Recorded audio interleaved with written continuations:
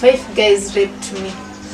He told me on my face he can never date a sick person. I used to drool.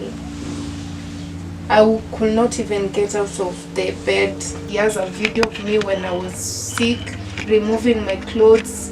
I was naked. It hurts until today. That ordeal can never come out of my mind.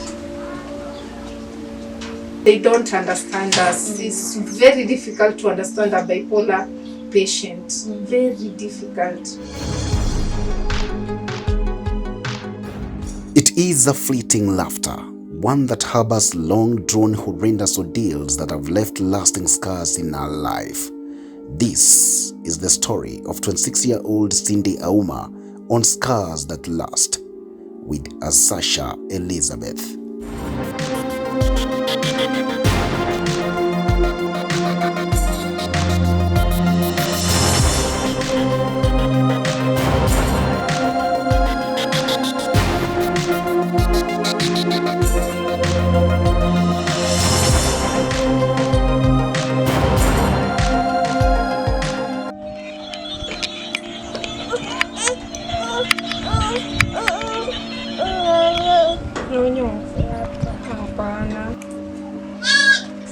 Life is full of traumatic experiences, some of them artificial tragedies, while others are unprecedented natural disasters, shocking lifetime ordeals that leave visible and invisible marks in our lives. And while physical injuries are open and visible and can be attended to, psychological injuries are not.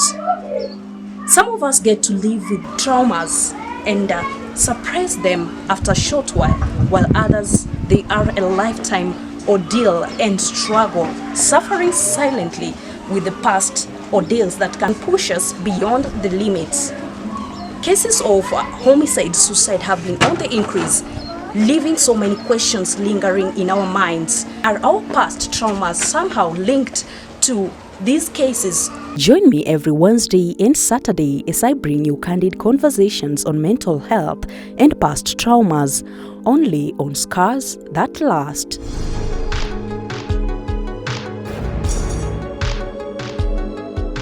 Well, in our very first episode of Scars That Last, we are at Kware area in Rongai, Kajiado North, and we are here to meet one of the victims of traumatic experiences, get to hear her story. Let's get started.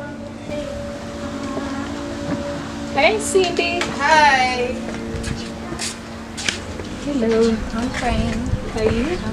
Good to see you. Thank you.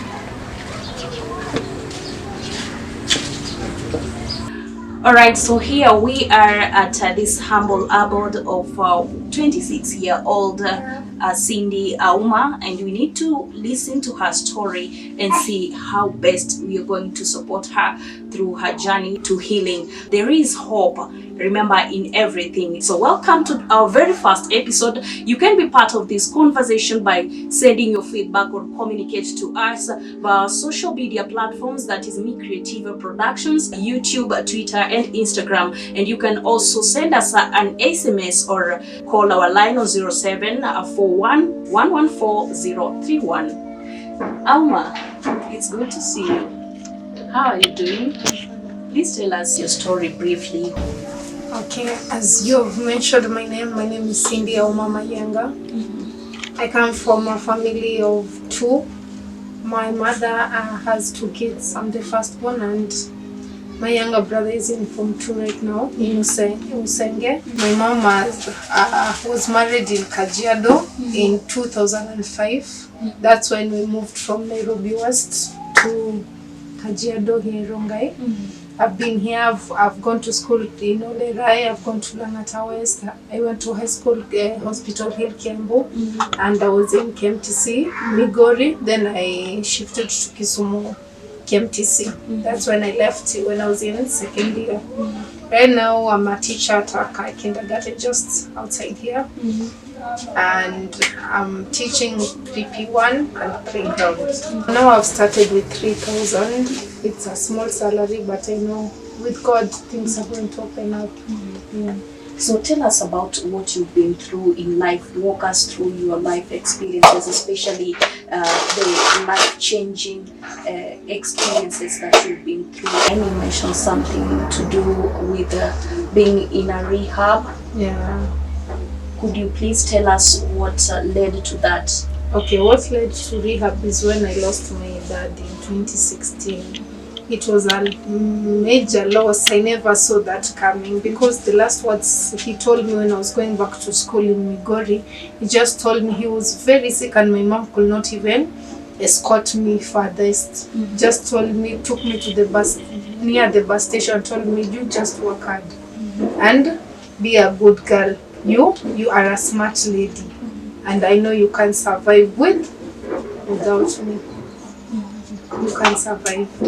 Those were the last words. But I never put it into thought. How did it change into you finding yourself in a rehab?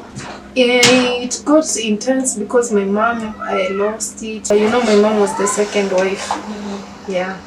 Wealth being taken away from her and things were not even okay during the burial. Mvutano.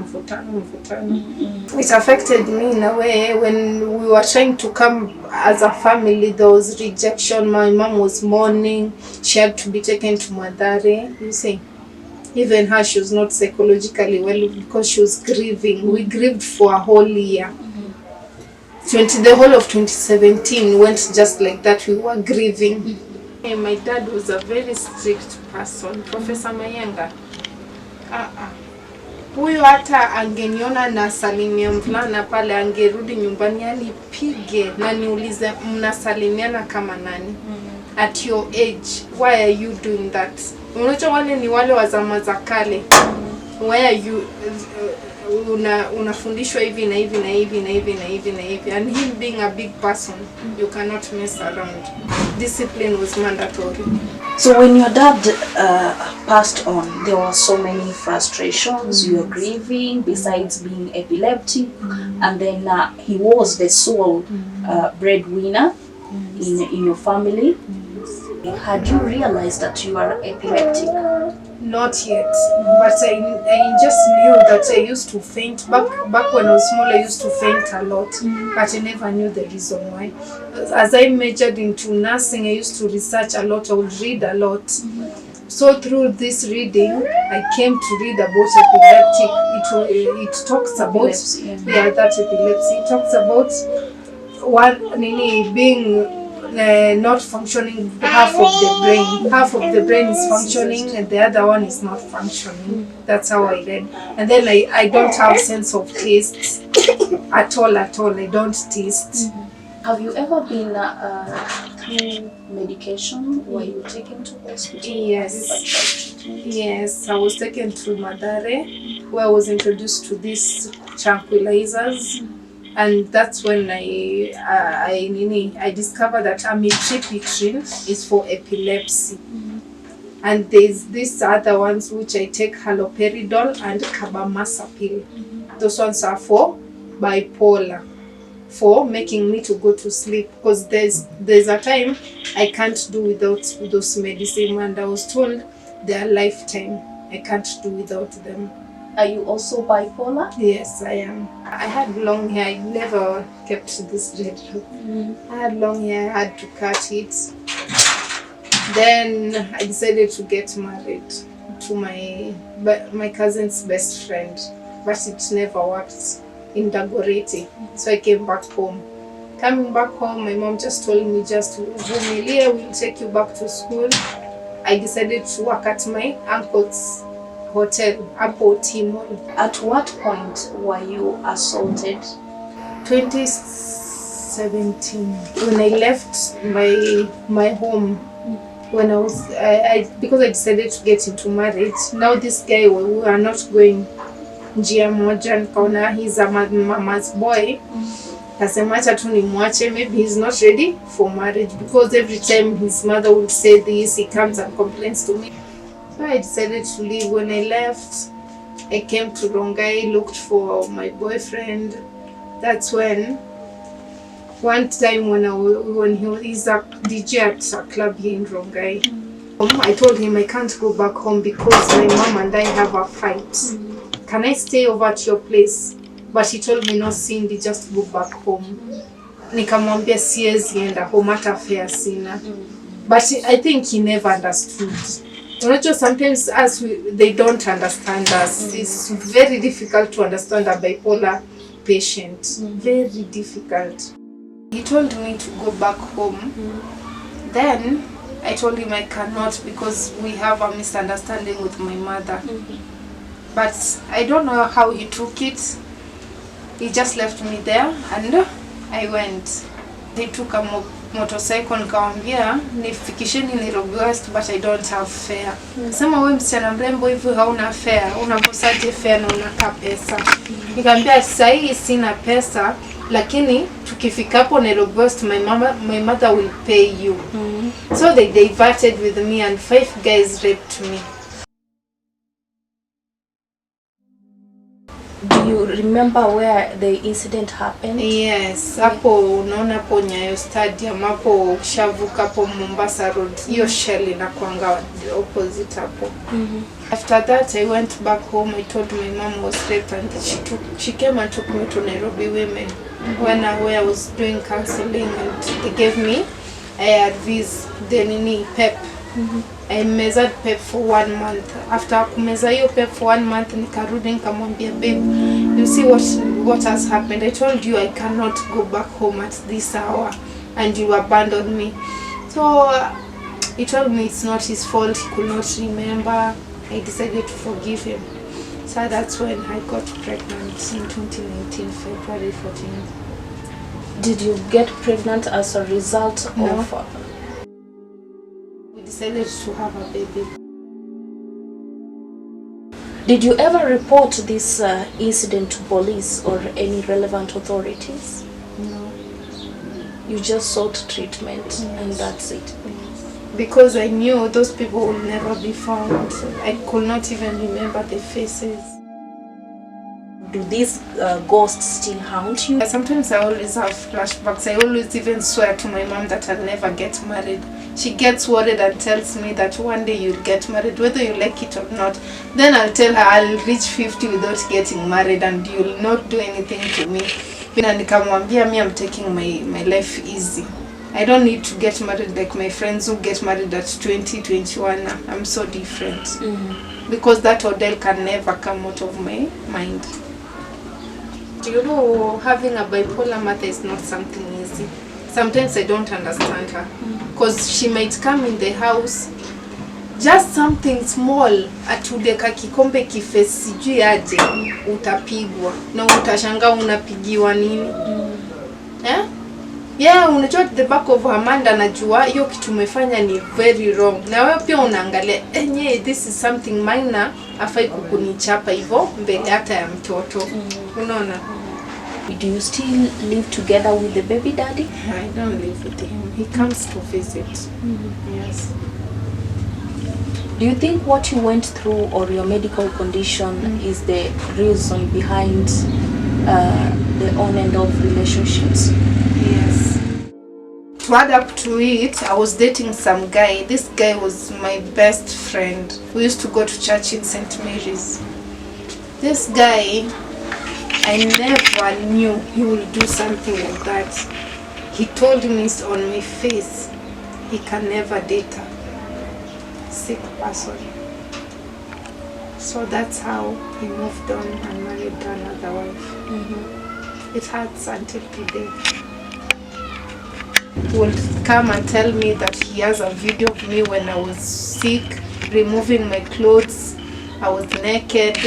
Even he was told by his brother not to talk to me. I get so many bad reports, but it has become part of my life because I accepted it. I had to accept. I was on denial. I even threw my drugs. I said I cannot, no. But I came back to my senses. I said, yeah, it's like someone diagnoses with HIV and tells you, kwanza leo ni ARVs. Hata ufanye nini, utameza. Usipomeza uta KO. Unaona? So I had to accept. I accepted it. I take my drugs loyally. Yeah. Tell us about being in a mental hospital. Have you ever thought of doing drugs or alcohol? Yes, I have. Even bang. Yeah. So how did it start? It started when I was dating this guy. We used to smoke and smoke and smoke. Not even with him only, with other friends of mine.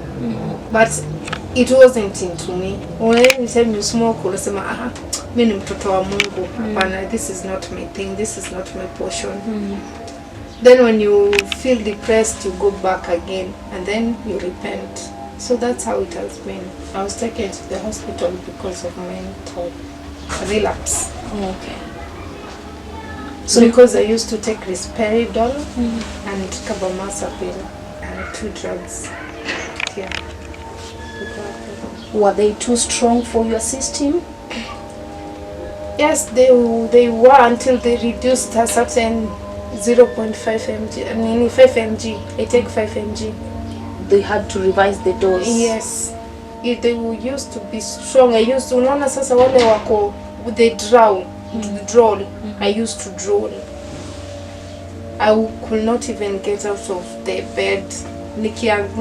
Hadi siku ingine rafiki yangu ananiuliza, mbona unatembea ni kama unaanguka? Nikasema mtu anatembea kama anaanguka aje?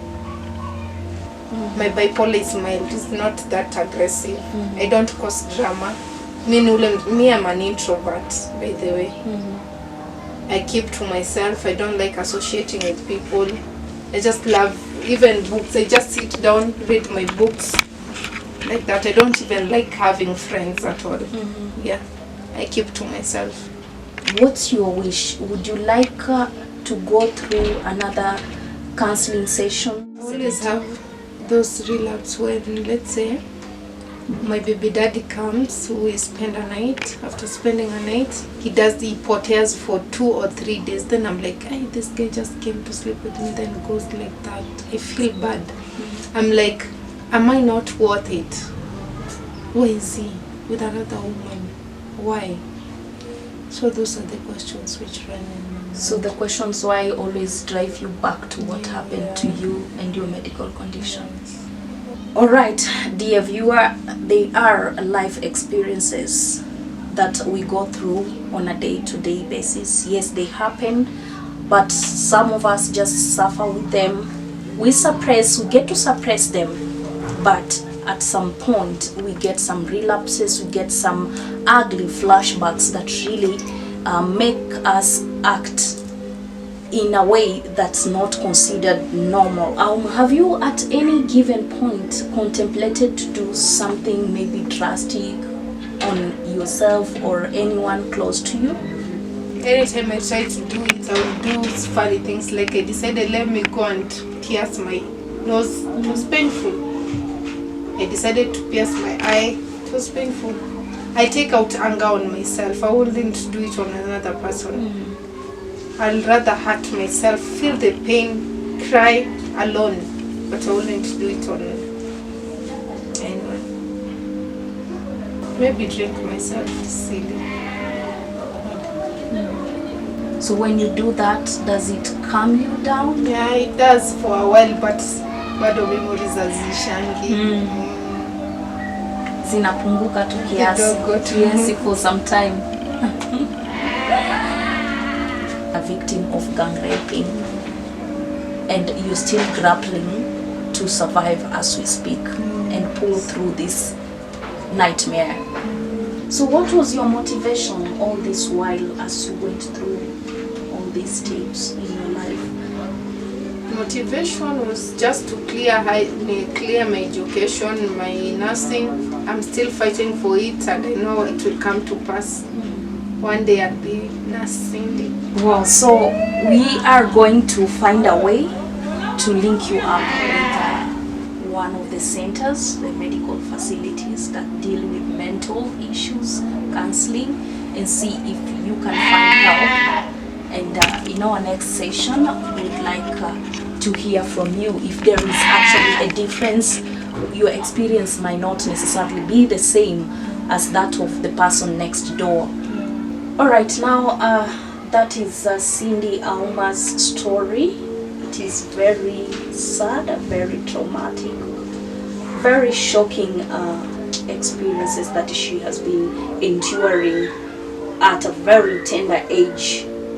She is only 26 years old, a mother to one beautiful girl, and she is struggling to pull through regardless of all that. Imagine grieving your father, who has been everything, the main pillar in the family. Besides that, you have medical conditions that are really demanding in terms of finances and even care generally. Epilepsy and bipolar syndrome. As if that is not enough, you have also to endure the ghost of gang raping. This is scars that last with me as Sasha Elizabeth. If you know anyone who is going through any form of traumatic experience, as I mentioned, please get in touch with us, talk to us, share with us your story, and let's find a way to work with you the best way we can. You can talk to us on our social media platforms at Me Creativa Productions, at Sasha Elizabeth, and on Twitter, Instagram, and YouTube, Me Creativa Productions, at Scars That Last. See you next time. Goodbye.